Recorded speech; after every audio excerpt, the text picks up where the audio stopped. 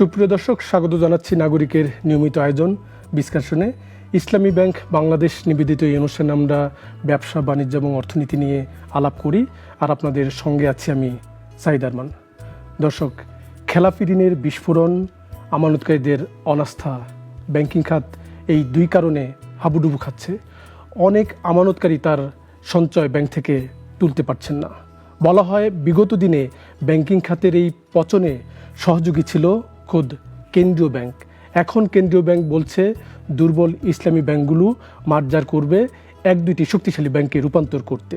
তবে বলপূর্বক এই মার্জার টিকবে কিনা, এসব বিষয় নিয়েই আজ আমরা আলাপ করব। আমার অতিথি মোহাম্মদ আব্দুল মান্নান, তিনি ফার্স্ট সিকিউরিটি ইসলামী ব্যাংকের চেয়ারম্যান। আব্দুল মান্নান, আপনাকে স্বাগত জানাচ্ছি আমার অনুষ্ঠানে, কৃতজ্ঞতা সময় দেওয়ার জন্য। জি, আপনাকে অনেক ধন্যবাদ। আমি আপনাদের টেলিভিশনে নাগরিক টিভিতে আসতে পেরে, আমি আজকে যখন কথা বলছি আপনাদের সাথে, তখন আমি আমার বন্ধু জনাব আনিসুল হক, যিনি এই টেলিভিশন প্রতিষ্ঠার ব্যাপারে গুরুত্বপূর্ণ ভূমিকা পালন করেছেন, আমি তাকে স্মরণ করছি, তার মাগফিরাত কামনা করছি। তার সাথে আমার অনেক স্মৃতি আছে, আজকে সেই বিষয়ে আলোচনা নয়, কিন্তু এখানে এসে ফিল করছি যে আনিস ভাই আমাদের মাঝে নেই, সেই প্রাণবন্ত মানুষটি। একটু আলোচনাটা একটু এভাবে করি। আব্দুল মান্নান আসলে ব্যাংকিং খাতে খুবই আলোচিত একটি নাম, আপনি জানু ব্যাংকার হিসেবেই পরিচিত। কিন্তু আমরা দেখেছি 2017 সালে আপনাকে এই ব্যাংকিং খাত থেকে যেভাবে বিতাড়িত করা হয় সেটি দুঃখজনক বলে অনেকেই। একটু বলবেন যে ওই সময়টা ইসলামী ব্যাংক থেকে যখন আপনাকে বিতাড়িত করা হয়, সেই সময়টা আসলে কি ঘটেছিল আপনার সঙ্গে? প্রথম কথা হলো, আপনি আমাকে জানু ব্যাংকার বলেছেন, এই পদবিটা আমি আসলে বিনয়ের সাথে আমি নিতে চাই না। অনেক ঝানু ব্যাংকার বাংলাদেশে আছে। আমাকে যদি আপনি পরিচিত করেন যে আমি গণমানুষের ব্যাংকার, আমার ব্যাংকিংটা আপাদমস্তক একেবারে সর্বসাধারণ খেটে খাওয়া মানুষের জন্য ছিল, এখনো আছে। এখন সুযোগ কম, কিন্তু এক সময় আমি এই খেটে খাওয়া মানুষদের জন্য, যারা ব্যাংকিং থেকে দূরে আছেন, ইনক্লুসিভ নন যারা, তাদেরকে আমরা একটা ইনক্লুসিভ ব্যাংকিং চালু করার ব্যাপারে আমি আমার ব্যাংকিং এর পুরোটা সময় দিতে পেরেছি। সেটা ছিল আমার best part of my banking career. তো এই হিসাবে আমি পরিচিত হতে চাই। জানু ব্যাংকার অনেক আছেন, কিন্তু আমি একেবারে মাটির মানুষের ব্যাংকার হিসেবে নিজেকে পরিচিত করতে চাই। আরেকবার একটু মনে করিয়ে দিই, যেটা আমি জানতে চাচ্ছিলাম এর সঙ্গে, যে 2017 সালে যখন আপনাকে আসলে অনেকটা জোরপূর্বক, বলপূর্বক বিতাড়িত করা হয়, সেই সময় কি আসলে ওই সময় ঘটনাটা কি ছিল? একটা তো হলো যে ঘটনার দুইটা দিক। যে ব্যাংক থেকে আমাকে বিতাড়িত করা হয়েছে, ওই সময়ে এই ব্যাংকটি ছিল বাংলাদেশের শ্রেষ্ঠ ব্যাংক। এটার গ্রোথ এবং এটার কন্ট্রিবিউশন, বিশেষ করে আমি যে কথা শুরুতে বলছিলাম, সমাজের সর্বস্তরের মানুষের আর্থ সামাজিক অবস্থার উন্নয়ন, শুধুমাত্র আর্থিক অবস্থার উন্নয়ন নয়, সামাজিক অবস্থার উন্নয়ন এবং টোটাল ডেভেলপমেন্টের ব্যাপারে এই ব্যাংকটা অত্যন্ত গুরুত্বপূর্ণ ভূমিকা পালন করছিল। যখন এই ব্যাংকটা ছিল বাংলাদেশের একমাত্র ব্যাংক যেটা বিশ্বের টপ 1000 ব্যাংকের মধ্যে পরিগণিত ছিল। যে সময়ে এই ব্যাংকটাকে দি ব্যাংকার ম্যাগাজিন থেকে মাত্র আমি যেদিন বিতাড়িত হয়েছি তার মাত্র 2 সপ্তাহ আগে আমি ইংল্যান্ড থেকে অ্যাওয়ার্ড নিয়ে এসেছি। অস্কার তুল্য একটা অ্যাওয়ার্ড আমাকে দেওয়া হয়েছে এই ইসলামী ব্যাংক বাংলাদেশ লিমিটেডের সিইও হিসেবে। তো কাজেই আমাদের ব্যাংক থেকে যখন আমি সরে আসি, তখন এই ব্যাংকের অবস্থা খারাপ ছিল না, আমার অবস্থাও খারাপ ছিল না। আমি যখন বিতাড়িত হলাম তার কয়েক মাস আগে আমি আমার 2013-14-15 3 বছর আমার যে কার্যক্রম, সেটা ছিল এশিয়া প্যাসিফিক এবং গালফের 11,500 সিইওর মধ্যে আমাকে বেস্ট সিইও হিসেবে তারা অ্যাওয়ার্ড দিয়েছে, আপনার এশিয়ান ব্যাংকার সিইও লিডারশিপ অ্যাচিভমেন্ট অ্যাওয়ার্ড।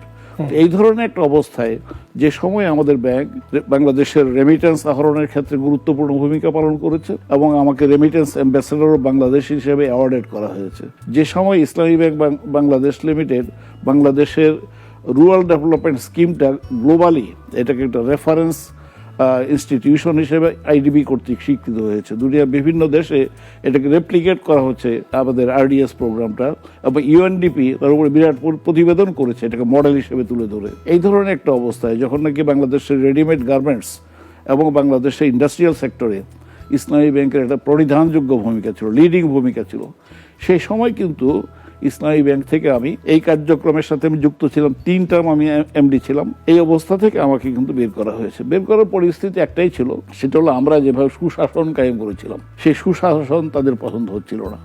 এই পরিবর্তনের প্রক্রিয়াটা শুরু হয়েছে আরও আগে থেকে। এই ব্যাংকটার সাকসেস মনে হয় যেন এটার একটা কাল হয়ে দাঁড়িয়েছে। কিছু লোকের ঈর্ষার কারণ হয়েছে, অথবা বেশ কিছু লোক এই ব্যাংকটা দখল করতে চেয়েছেন। 1-2 জন নন, সরকারের মদতপুষ্ট হয়ে সরকারের ছায়ায় থেকে, সরকারের আমব্রেলায় থেকে কিছু লোক, একাধিক গ্রুপ অফ পিপল এই ব্যাংকটা দখল করতে চেয়েছেন এবং এটাকে বিভিন্ন দিক থেকে তখন আঘাত করা হয়েছে। এই পরিস্থিতি শুরু হয়েছে আরও আগে এবং 2017 সালের জানুয়ারি মাসে এটা একটা পরিণতির দিকে গেছে।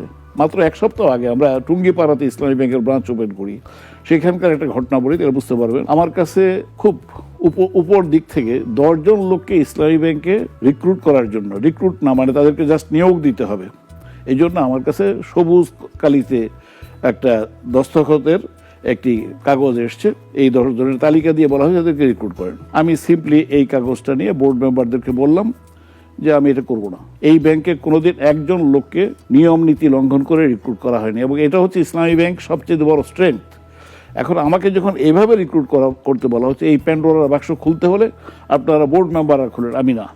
তার এক সপ্তাহ পরে কিন্তু এটা একটা ঘটনা যে আমাকে তারপরে আপনার বাধ্য করা হয়েছে রিজাইন করার জন্য। তাও কোথায়, আমাকে যদি সেন্ট্রাল ব্যাংকের গভর্নর বলতেন যে আপনি রিজাইন করেন, এটা স্বাভাবিক হতে পারে, তারা আমার নিয়োগ অনুমোদন করেছেন, আমার বোর্ড বলতে পারতো, তারা বাংলাদেশ ব্যাংকে লিখতে পারতো, বাংলাদেশ আমাকে বাতিল করতে পারতো এমডি হিসেবে। সেটা হয়নি। আমাকে নিয়ে একটি অত্যন্ত সেন্সিটিভ একটি অর্গানাইজেশন, বাংলাদেশের যারা বাংলাদেশের নিয়ম আচার ঠিকমতো পালিত হচ্ছে কিনা সেটা দেখার জন্য একটা সর্বোচ্চ গোয়েন্দা সংস্থার হেডকোয়ার্টার্সে নিয়ে আমাকে সেখানে বাধ্য করা হয়েছে রিজাইন করার জন্য। আমি বলেছি এটা তো আপনার অফিস, তো আমার রিজাইন করার কথা না। আর যেই কাগজে আমাকে সই করানো হয়েছে এই কাগজটাও ইসলামী ব্যাংকের প্যাড ছিল না, এটা তারা তৈরি করে নিয়েছেন, তৈরি করে আমার সামনে হাজির করেছেন 2-3টা কাগজ যে এখানে দস্তখত করেন। মানে ওই সময় ওই গোয়েন্দা সংস্থার ওই কার্যালয়ে আপনার সঙ্গে ব্যাংকের আর কে কে ছিলেন? বোর্ডের কেউ ছিলেন? আমাকে একাই নেওয়া হয়েছে সেখানে। বোর্ডের অন্যদেরকে, যেমন আমাদের চেয়ারম্যান ছিলেন মুস্তফা আনোয়ার সাহেব, ওনাকে রিজাইন করতে হয়েছে, কিন্তু তাকে কোথায় রিজাইন করানো হয়েছে সেটা আমি জানিনি। আমাদের ভাইস চেয়ারম্যান ছিলেন তখন আজিজুল হক সাহেব, তিনি ইসলামী ব্যাংকের ওয়ান অফ দি ফাউন্ডার্স, মানে ইসলামী ব্যাংকের প্রথম সিইও। হ্যাঁ, তাকে রিজাইন করানো হয়েছে, কিন্তু তাকেও আমি জানি না যে সেই গোয়েন্দা কার্যালয়ে নেওয়া হয়েছিল কিনা। আপনি একটু বলছিলেন যে আপনি কেন্দ্রীয় ব্যাংকে ব্যবস্থা নিতে পারতো যদি আপনার অপসারণ দরকার পড়তো বা অন্য সরকারি প্রক্রিয়া ছিল, তাহলে ওই সময়ে কেন্দ্রীয় ব্যাংকের ভূমিকাটা কি ছিল আসলে? কেন্দ্রীয় ব্যাংক কি এটি আটকাতে চেয়েছে নাকি এই দুষ্ট কার্যক্রমের সঙ্গে কেন্দ্রীয় ব্যাংক সহযোগী ছিল? তো আমি যতটুকু শুনেছি যে তারা ফেসিলিটেট করেছেন। কেন্দ্রীয় ব্যাংকের তখন যিনি প্রধান ছিলেন, গভর্নর ছিলেন, তিনি রাত 11টা পর্যন্ত অফিস করেছেন যে এটার সাথে তো আরো অনেক কিছু আছে। বোর্ড মিটিং হলো, চেয়ারম্যান বাদ গেলেন, চেয়ারম্যানের জায়গায় আরেকজন চেয়ারম্যান হলেন, আমাকে এমডি হিসেবে বাদ দিয়ে আরেকজনকে এমডি করা হলো। এই সমুদয় কার্যক্রম দিনে দিনে ঠিক করার জন্য, অর্থাৎ ওই অন্যায়টাকে সমর্থন করে অন্যায়টাকে দুরস্ত করার জন্য এটা সেন্ট্রাল ব্যাংকের প্রত্যক্ষ ভূমিকা ছিল। কেন্দ্রীয় ব্যাংককে আমরা বড় একটা লম্বা সময় দেখছি যে আসলে কেন্দ্রীয় ব্যাংক তো ব্যাংকিং খাত রেগুলেট করবে, তার কাজ তো ব্যাংকিং খাত রেগুলেশন করা, কিন্তু সেটির বাইরে এসে যে ধরনের কর্মকাণ্ড বলেন অথবা ব্যাংকিং খাতে মনে হচ্ছে তারা একটা শাসন খবরদারির একটা প্রক্রিয়ায় হাঁটছে। আপনার তো লম্বা সময়ে ব্যাংকিং খাতে আপনি কন্ট্রিবিউট করছেন, একটু বলবেন যে আমি যেটি বললাম বা অনেকেই যেটি বলে যে ব্যাংকিং খাতে আসলে কেন্দ্রীয় ব্যাংকের ভূমিকাটা প্রশ্নের মুখে পড়ছে এই খবরদারি এবং শাসনের কারণে। আমি কেন্দ্রীয় ব্যাংক সম্পর্কে আপনি প্রশ্ন করলে আমাকে দুই দিক থেকে বলতে হবে। কেন্দ্রীয় ব্যাংক যেভাবে আছে দুনিয়ার ভালো দেশগুলোতে কেন্দ্রীয় ব্যাংক এইভাবে নাই। কেন্দ্রীয় ব্যাংক একটা ইন্ডিপেন্ডেন্ট সত্তা, এটার অনেকটা একটা স্ট্যাটিউটরি পজিশন সেখানকার চিফের, কিন্তু আমাদের দেশে এটাকে অনেক সময় মনে হয় যে এটা অর্থ মন্ত্রণালয়ের একটা এক্সটেন্ডেড উইং। আচ্ছা, অর্থ মন্ত্রণালয় থেকে যা বলা হয়, ব্যাংকিং ডিভিশন থেকে যা বলা হয়, কিংবা অর্থমন্ত্রী মহোদয় যেভাবে বলেন সেভাবে ব্যাংকিংয়ের নিয়ম আচার পরিচালিত হয়।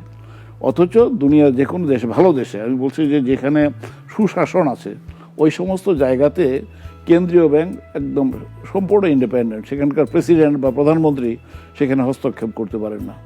এই অবস্থাটা কিন্তু আমাদের এখানে সেন্ট্রাল ব্যাংকে নাই, এর আগে থেকে নাই। তো কাজেই কেন্দ্রীয় ব্যাংকের অপারগতার বিষয়টা আপনাকে খেয়াল রাখতে হবে। আমাদের দেশ যখন কয়টা ব্যাংক থাকা উচিত এই ধরনের একটা কান্ট্রি, আমাদের সাইজ অফ আপনার জিওগ্রাফিক্যাল লোকেশন এবং জিওগ্রাফিক্যাল সাইজ, পপুলেশনের সাইজ, ব্যাংকিং পাবলিকের অবস্থা সব মিলিয়ে কয়টা কি ধরনের ব্যাংক থাকা দরকার, that should be decided by the central bank, not by the finance minister. কিন্তু আমাদের এখানকার একজন অর্থমন্ত্রী বলেন রাজনৈতিক বিবেচনায় ব্যাংক দেওয়া হচ্ছে, ব্যাংকের লাইসেন্স দেওয়া হচ্ছে রাজনৈতিক বিবেচনায়। আমার জানা মতে শুধুমাত্র সাইফুর রহমান সাহেব তিনি রাজনৈতিক বিবেচনায় ব্যাংক দেওয়ার বিষয়টাকে ফ্যাসিলিটেট করেননি, কিন্তু বাকি অনেকের ব্যাপারেই দেখেছি যে অর্থমন্ত্রী যা বলেছেন তার বাইরে গিয়ে হয়নি, এবং অর্থমন্ত্রী নিজেও এই রাজনৈতিক বিবেচনার বাইরে যেতে পারেননি।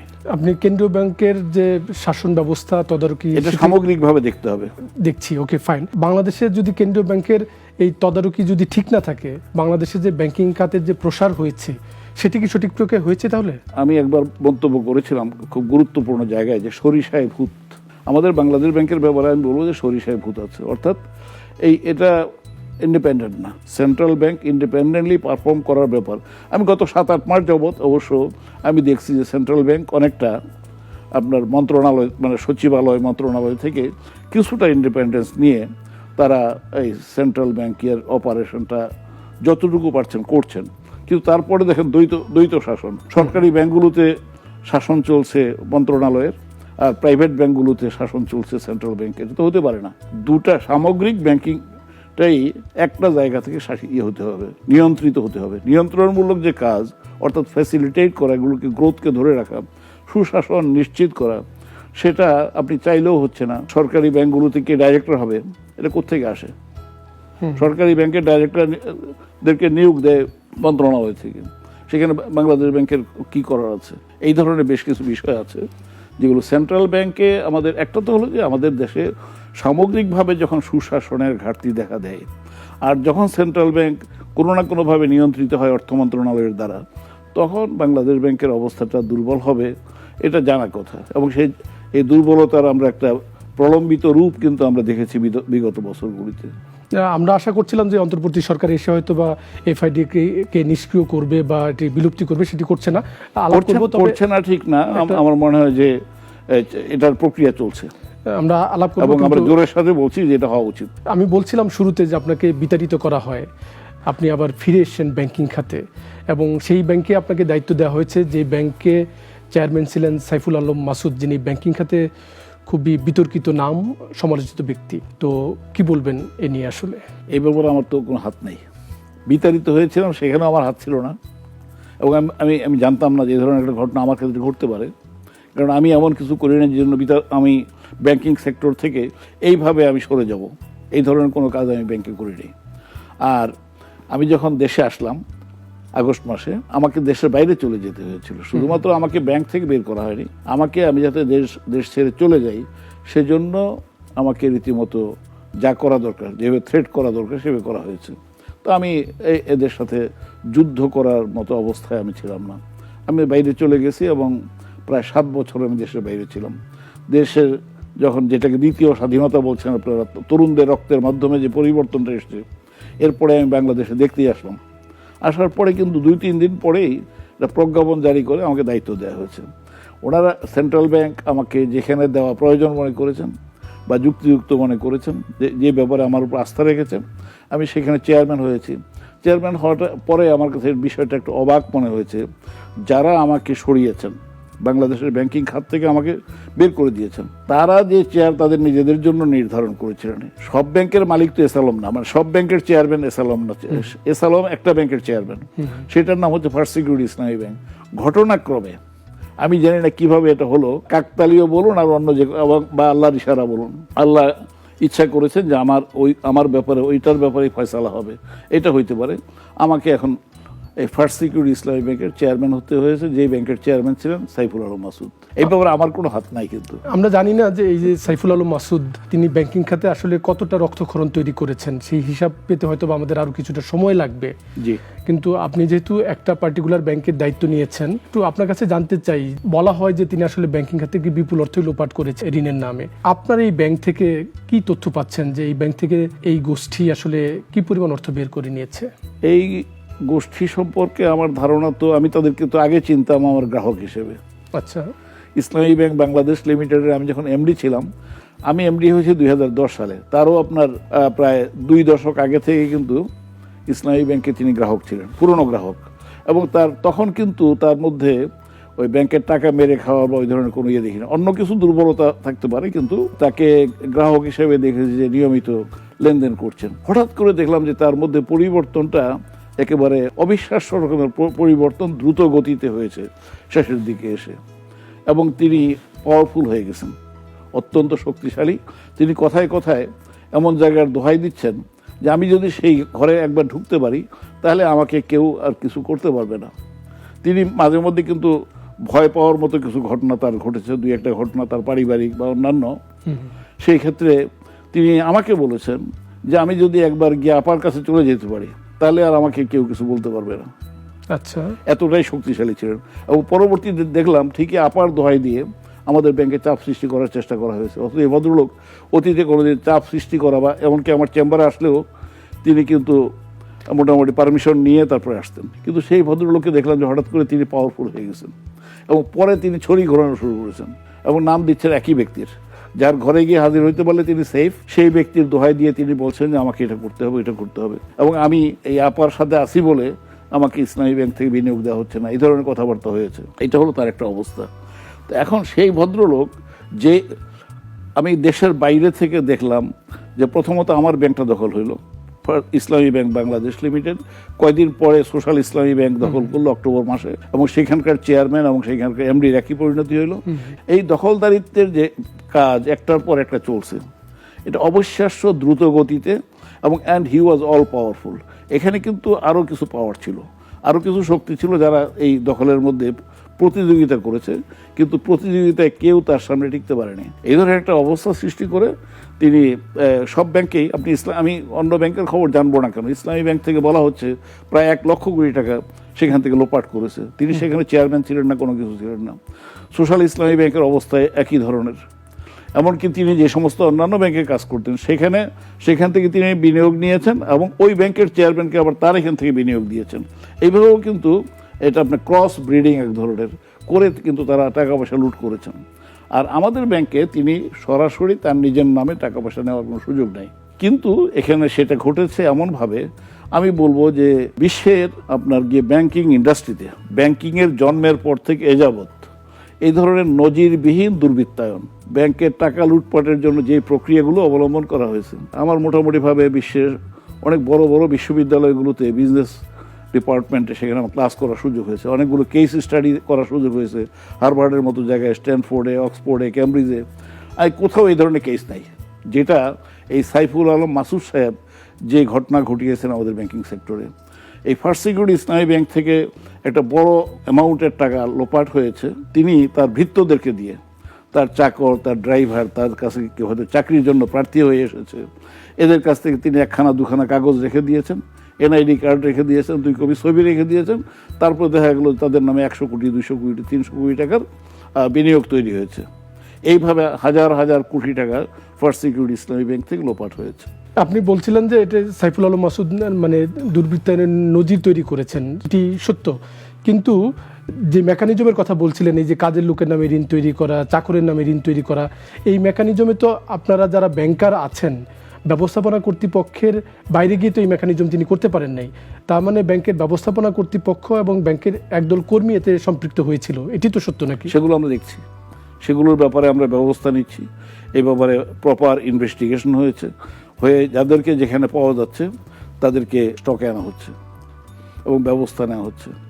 আমরা কিছু ম্যানেজারকে উইথড্র করেছি, তাদের ব্যাপারে ডিউ প্রসেস, আমরা কারোর প্রতি তো নিয়মের বাইরে গিয়ে আমরা কারোর ব্যাপারে কোনো ব্যবস্থা নিতে চাই না।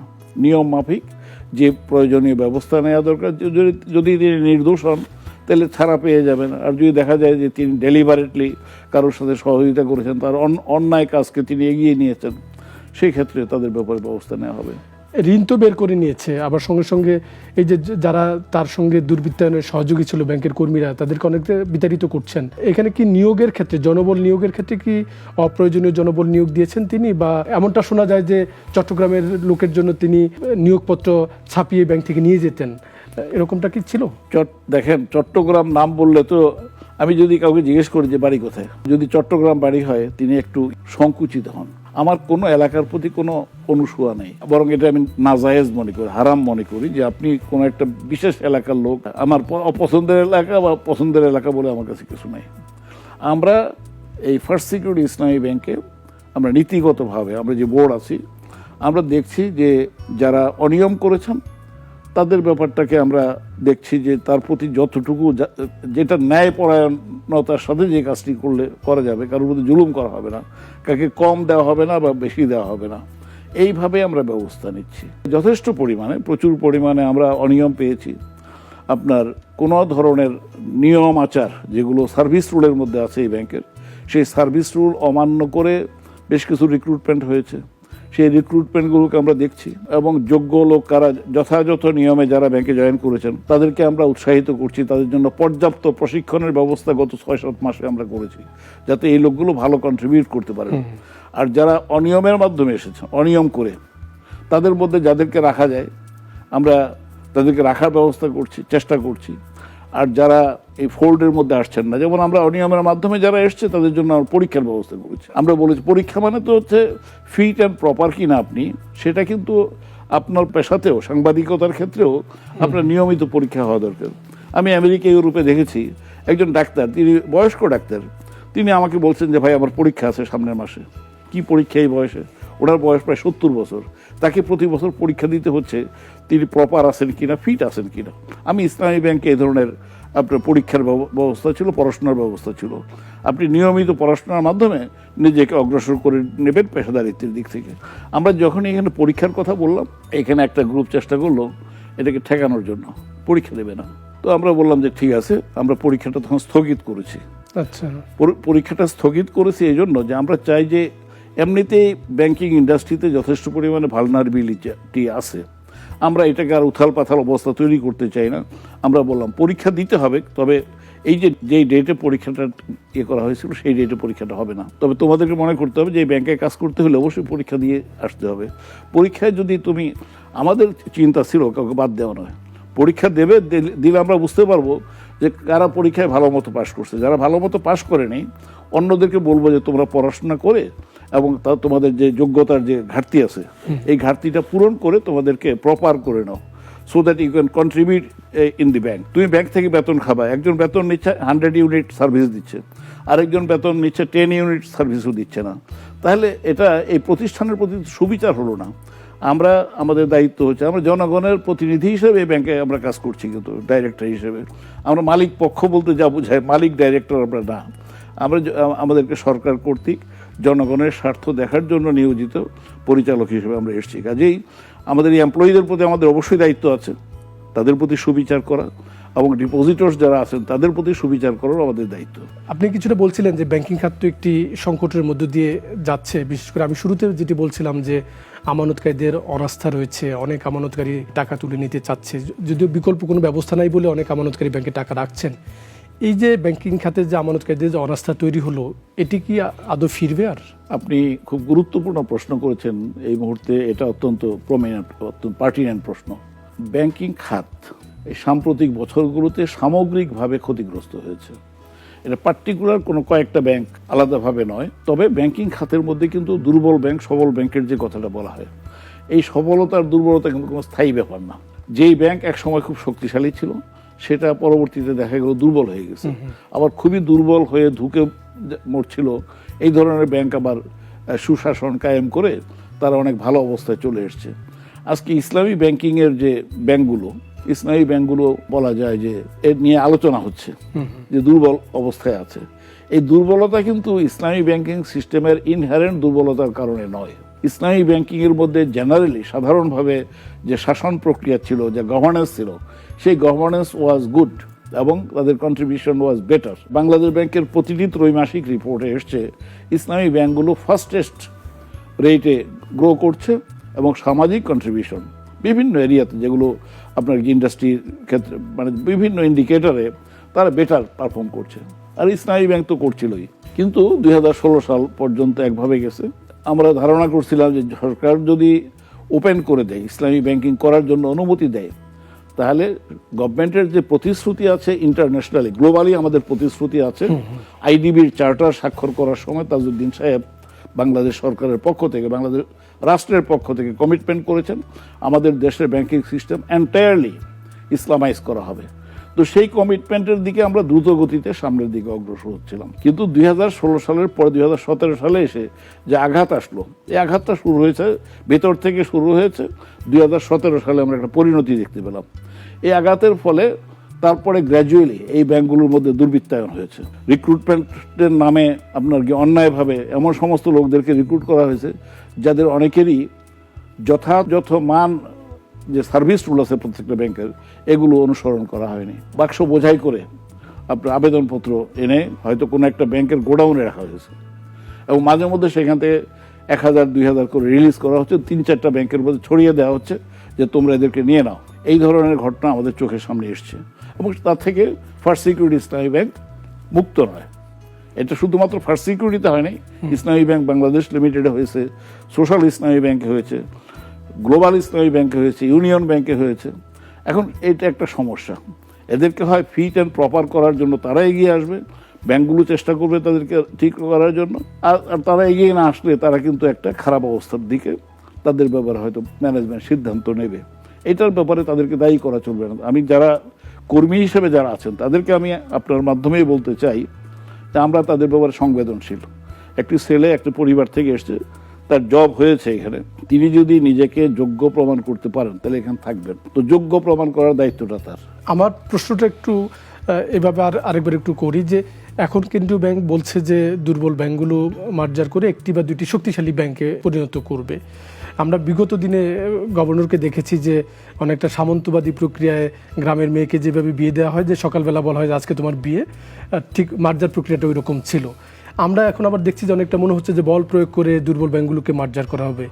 এই প্রক্রিয়াটাও কি আবার প্রশ্নের মুখে পড়তে পারে আমি কিনা? বর্তমানে এই কথাটা শুনছি, এটা যদিও আমাদের কাছে পুরো পিকচারটা আমাদের সামনে এখনো আসেনি, তবে আমার কাছে মনে হয় না যে আপনি যে দুইটা উদাহরণ দিয়েছেন, বল প্রয়োগ করে কিংবা আপনারা উৎছুরিত বিয়ে, এইভাবে বিষয়টা হচ্ছে বলে মনে হয় না। এটা জানান দেয়া হয়েছে। তবে আমাকে কেউ কেউ প্রশ্ন করেছেন যে শুধু দুইটা ইসলামী ব্যাংক থাকবে, আমি বলি সম্ভবত না, এটা হবে না। এই জন্য যে ইসলামী ব্যাংকিং তো পুরোটাই ইসলামী ব্যাংক হবে, বাংলাদেশের এন্টায়ার ব্যাংকিং সিস্টেমটাই ইসলামী ব্যাংকিং হবে, এটা হচ্ছে আমি দেখছি সামনের দিকে এটা হয়ে যাবে। তো সেখানে 2-3টা যদি ব্যাংক, বড় ব্যাংক হয় বর্তমানে ইসলামী ব্যাংক, তার বাইরেও ইসলামী ব্যাংক থাকবে, এবং ভবিষ্যতে আরও ইসলামী ব্যাংক আসবে। মনে করুন যে আল আরাফা ব্যাংক, এরা তো অক্ষত অবস্থায় আছে মোটামুটিভাবে তাদের স্বাস্থ্য। তারপর শাহজালাল ইসলামী ব্যাংক অক্ষত অবস্থায় আছে, তারা মার্জারের মধ্যে আসবে বলে আমি মনে করি না। তারপর মনে করেন স্ট্যান্ডার্ড ব্যাংকের ইসলামী ব্যাংকিং, তারা ফুল ফেজেড ইসলামী ব্যাংকিংয়ের ফোল্ডে চলে এসছে, তাদের সিচুয়েশনটা ডিফারেন্ট। এইভাবে আরও নতুন ব্যাংক আসতে পারে, কেউ কেউ প্রক্রিয়াধীন, তারা বর্তমানে চেষ্টা করছে তারা ইসলামী ব্যাংকিং চালু করার জন্য।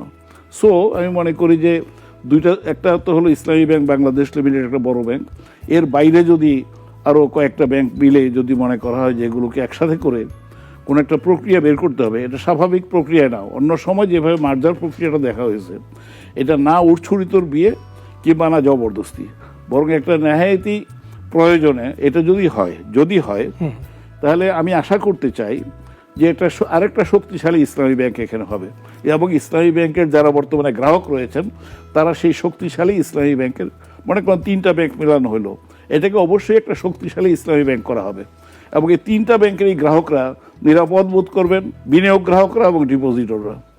এই ধরনের একটা পরিস্থিতি সৃষ্টি হবে। এই যে আপনি কয়েকটা দুর্বল ব্যাংকের নাম বলছিলেন, এবং যে ব্যাংকগুলো থেকে আসলে বিপুল অর্থ বের করে নেওয়া হয়েছে, তার অনাদায়ী ঋণই এখন বড় অংশ, এই ব্যাংকগুলো যদি অবসায়ন করা হয়, বলা হচ্ছে যে এই যে দুর্বল ব্যাংকগুলো যেগুলো লাইফ সাপোর্টে আছে এগুলোকে আসলে মেরে ফেলতে হবে। এর ডিপোজিটরদের আসলে স্বার্থটা কি?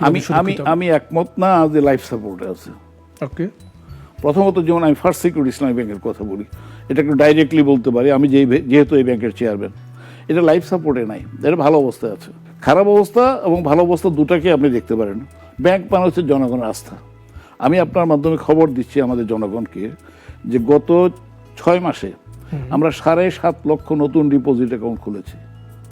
একটা ব্যাংকে যদি 6 মাসে 7.5 লক্ষ ডিপোজিট অ্যাকাউন্ট খোলা হয়, তার মানে জনগণের আস্থা এই ব্যাংকের প্রতি আমরা প্রতিষ্ঠিত করতে সক্ষম হয়েছি। এবং এই ব্যাংক, যেই ব্যাংক 7 লক্ষ লোককে বা 7.5 লক্ষ লোককে 6 মাসে তার ফোল্ডের মধ্যে নিয়ে আসতে পারে, সেই ব্যাংক মরে যাওয়ার কোনো কারণ নেই। হতে পারে এখান থেকে চুরি, ডাকাতি, দুর্বৃত্তায়ন, যা কিছু বলছেন আপনি, সেটা হয়েছে, এটাকে দেখতে হবে। বাংলাদেশে একটা ব্যাংক যদি কোনো কারণে দুর্বল হয়ে যায়, সেই দুর্বলতার কারণগুলো চিহ্নিত করে এটাকে দুর্বলতাকেও অবসায়ন করতে হবে, ব্যাংকটাকে না। বরং ব্যাংকের যে অবকাঠামো আছে, এটা হচ্ছে একটা আস্থার প্রতীক, এবং আমরা যদি সেই আস্থাটা জনগণের সামনে নিয়ে যেতে পারি, হেন্সফোর্থ গত 6 মাসে এই ব্যাংকে কোনো দুর্বৃত্তায়ন হয়নি, এখানে কোনো অনিয়ম হয়নি, এটা আমি জোর দিয়ে বলছি। কাজেই এখন থেকে এই প্রতিষ্ঠানকে আপনি মেরে ফেলবেন করে, এই প্রতিষ্ঠানের পটেনশিয়ালিটি আছে, এটাকে সামনের দিকে যেতে দেন। আমার এখানে যা কিছু, আপনি তো একটু আগে বললেন যে সেন্ট্রাল ব্যাংকের চোখের সামনেই ঘটনা ঘটেছে, এই ব্যাংকের ডাকাতি হয়েছে। তো ডাকাতির দায় আমাদেরকে সামাজিকভাবে নিতে হবে, রাষ্ট্রীয়ভাবে নিতে হবে, সরকারকে নিতে হবে, সেন্ট্রাল ব্যাংকে নিতে হবে, এবং সেইটাকে এই যে অংশটা লোপাট হয়ে গেছে এটাকে ওভারকাম করার জন্য ইট উইল টেক টাইম। এই সময়টা দেবেন, এবং এই ব্যাংক ঘুরে দাঁড়িয়েছে অলরেডি আমি বলছি। আপনি বলছিলেন যে ব্যাংকের ডাকাতিটা আপনারা ঠেকাতে পেরেছেন, হ্যাঁ, অবশ্যই। অনিয়ম হচ্ছে না। এখন অনিয়ম হচ্ছে না। ওকে, গুড। কিন্তু একটি প্রশ্ন খুব আলোচনা হচ্ছে, যে প্রক্রিয়ায় আপনাদেরকে স্বতন্ত্র পরিচালকদেরকে ব্যাংক পরিচালনার দায়িত্ব দেওয়া হয়েছে, ধরুন এই ব্যাংকগুলো যদি এখন ব্যবসা করতে পারছে না, বিনিয়োগের সুযোগ নাই, তারল্য নাই, বিনিয়োগ করতে পারছে না, বাংলাদেশ ব্যাংকের বিধিনিষেধ রয়েছে, তো এই ব্যাংকগুলো তো এখন লোকসান করবে। এই লোকসানের দায় দায়িত্ব তো নিতে হবে আসলে যারা শেয়ার হোল্ডার আছেন তাদের। আপনারা তো এই লোকসানের দায় দায়িত্ব নেবেন না, এর কি জবাব আছে? এটা তো খুব প্লেইন জবাব। আপনি যাদেরকে মালিক বলছেন, যারা আপনার গিয়ে বোর্ডে আগে ছিলেন, দুনিয়ার সব দেশে একভাবে বোর্ড হয় না। আচ্ছা, ব্যাংকের শেয়ার হোল্ডারই বোর্ডে ডাইরেক্টর হবেন, এটা কিন্তু দুনিয়ার সব দেশের নিয়ম না। অনেক জায়গা আছে যেখানে ব্যাংকের শেয়ার হোল্ডারদের সাথে ব্যাংকের বোর্ডের কোনো সম্পর্ক নেই। ব্যাংকের বোর্ডে যারা বসেন তাদের দায়িত্ব হচ্ছে গুড গভর্নেন্স এনশিওর করা, এই ব্যাংকের জন্য পলিসি প্রণয়ন করা, এবং ব্যাংকার ম্যানেজমেন্ট যাতে ঠিকঠাক মতো তার কার্যক্রম পরিচালনা করে সেটা এনশিওর করা। আমাদেরকে দেওয়া হয়েছে, আমরা হলাম গিয়ে জনগণের পক্ষ থেকে নিযুক্ত ডাইরেক্টরস। আমরা যদি ভালো পারফর্ম না করি অ্যাজ ডাইরেক্টর, তাহলে আমার ব্যাপারে আমাকে সরিয়ে দিয়ে আরেকজন যোগ্য লোককে দেবে। আমি এখানে পিছন দিকে হেলান দিয়ে তো আমি বসি নাই, আমি সোজা দাঁড়িয়েছি, এবং আমি এই ব্যাংকটাকে দাঁড় করানোর জন্য চেষ্টা করছি, আমি এবং আমার কলিগরা। তো তার মানে হচ্ছে জনগণের স্বার্থে সুশাসন যাতে কায়েম হয়। অতীতে বোর্ডের মধ্যে আপনি যাদের কথা বলছেন, শেয়ার হোল্ডারদের মধ্য থেকে যারা নাকি ডাইরেক্টর হয়েছেন, এসালাম তো তাদের মধ্যে একজন, কিংবা আরও যাদেরকে আপনি বিভিন্ন সময়ে দায়ী করছেন ব্যাংকিং ইন্ডাস্ট্রিতে, তারা তো শেয়ার হোল্ডারদের ভেতর থেকে এসছেন। এখন আপনার 2011 সালে 2% শেয়ার হোল্ডিংকে নিশ্চিত করা হয়েছে ব্যাংকের ডাইরেক্টর হওয়ার জন্য। ইসলামী ব্যাংকে আমরা দেখেছি যে 25,000 টাকা শেয়ার হোল্ডিং নিয়ে শাহ আব্দুল হান্নান ইসলামী ব্যাংকের চেয়ারম্যান ছিলেন। কমোডার Ataur Rahman longest period chairman ছিলেন অনলি 35,000 টাকার শেয়ার নিয়ে। ওনার তো মাত্র 35,000 টাকার শেয়ার নিয়ে আপনি কি মনে করেন যে তিনি তার সময়ে এই ব্যাংকটা উঠে দাঁড়িয়েছে? তার মানে হচ্ছে আমার শেয়ার হোল্ডিংয়ের সাথে ব্যাংকের সুশাসনের কোনোই সম্পর্ক নাই, বরং আমার শেয়ার না থাকার কারণে ডিভিডেন্ড দিতে গিয়ে আমি কোনো অনিয়ম করব না, যাতে নাকি প্রকৃত শেয়ার হোল্ডাররা যতটুকু পাওয়া দরকার ব্যাংকের স্বাস্থ্য অনুযায়ী সেটাই আমি করব। এবং এই ব্যাংকটা যাতে লাভজনকভাবে যদি চলতে পারে, তাহলে বর্তমান বোর্ড বলতে পারবে আমার অ্যাচিভমেন্টটা কি। আমি তো এই পৃথিবীতে এসেছি, আমাকে এবং ব্যাংকিং থেকে সরে গিয়েছিলাম, আমাকে ব্যাংকে দেওয়া হয়েছে। আমার এখন অ্যাচিভমেন্ট হলো একটা ব্যাংক যদি দাঁড় করাইতে পারি। আমার সামনে, আমি আমার নিজের কথাই বলছি, যে জাতির জন্য আমি কিছু কাজ করতে পারছি। আমার যদি কিছু অভিজ্ঞতা আপনি রিকগনাইজ করেন, তাহলে সেই অভিজ্ঞতাটাকে আমি জাতির জন্য কাজে লাগাতে পারছি। তো কাজটাকে ভালোভাবে করার জন্যই তো আমি প্রতিজ্ঞাবদ্ধ। শেষ প্রশ্ন আমার, আপনি ব্যাংকিং খাত থেকে চলে গেছিলেন, আবার ফেরত আসছেন, খুবই ব্যাংকটার জন্য আপনি চেষ্টা করছেন, কিন্তু বাংলাদেশে যদি রাজনৈতিক প্রেক্ষাপট বিবেচনা করি, আপনি যেমন ব্যাংকিং খাত না শুধু দেশে থাকতে পারেন না, বিদেশে চলে যেতে হয়েছে। তো রাজনৈতিক প্রেক্ষাপট যদি বিবেচনা করি, আপনার কি মনে হয় যে এই যে ব্যাংকের দায়িত্বে আছেন, ব্যাংক লোকসান করবে, এগুলো নিয়ে মামলা মোকদ্দমা হতে পারে, আপনি যদি বেঁচে থাকেন আপনাকে দেশে জেল খাটা লাগতে পারে বা বিদেশে আবার চলে যেতে হওয়া লাগতে পারে, এরকম কি মনে করেন কখনো? আমি একটা হাদিস বলি আপনাকে। রাসূল সাল্লাল্লাহু আলাইহি ওয়াসাল্লাম বলছেন যে তোমার হাতে গাছের একটা চারা আছে, কালকে কিয়ামত হবে, তবু তুমি গাছের চারাটা লাগাও। আমার হাতে যে কাজগুলো আছে, আমি কিছু ভালো কাজ করার জন্য নিয়ত করেছি। তার মধ্যে এই ব্যাংকিং সেক্টরে যে সেবা দিচ্ছি, তা এটা আমার ফার্স্ট প্রায়োরিটি না, কয়েকটা প্রায়োরিটির মধ্যে এটা একটা। আরও কিছু কাজ আমি করছি। এখন আমি প্রত্যেকটা কাজই আমি আমার শেষ নিঃশ্বাস পর্যন্ত আমি কন্টিনিউ করব। এই নিঃশ্বাস চলে গেলে তারপরে কি হবে, আমাকে কোথায় কবর দেওয়া হবে? আমার দেশের বাইরে কবর হতে পারতো, এখন আশা করছি দেশের ভেতরে কবর হবে, নাও হইতে পারে। হ্যাঁ, এটা নিয়ে কিন্তু আমি ভাবি না। এবং আগামীকাল আমার সাথে কি করা হবে এটা যদি ভাবতাম, তাহলে 2016 সালেই আমি কম্প্রোমাইজ করতাম।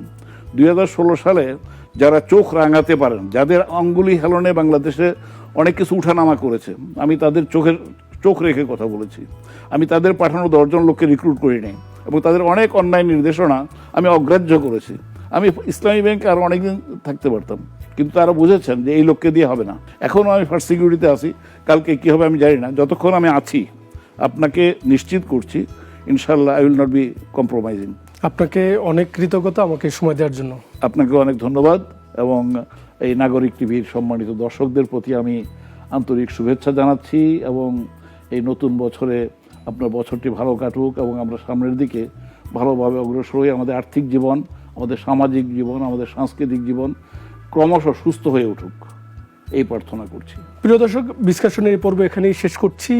আমরা আলোচনায় যেটি গুরুত্বপূর্ণ যে বাংলাদেশের ব্যাংকিং খাতে আসলে কেন্দ্রীয় ব্যাংকের যে ভূমিকা, শাসন তদারকিতে সেখানে দুর্বলতার কথাটি কিন্তু বারবার উঠে এসেছে। আমরা চাই কেন্দ্রীয় ব্যাংক আসলে ব্যাংকিং খাতে শাসন তদারকিতে একেবারে ন্যায়সঙ্গত আচরণ করবে, সেটি আমাদের প্রত্যাশা। আজ এখানেই শেষ করছি। সবাই নিরাপদে থাকবেন, সুস্থ থাকবেন।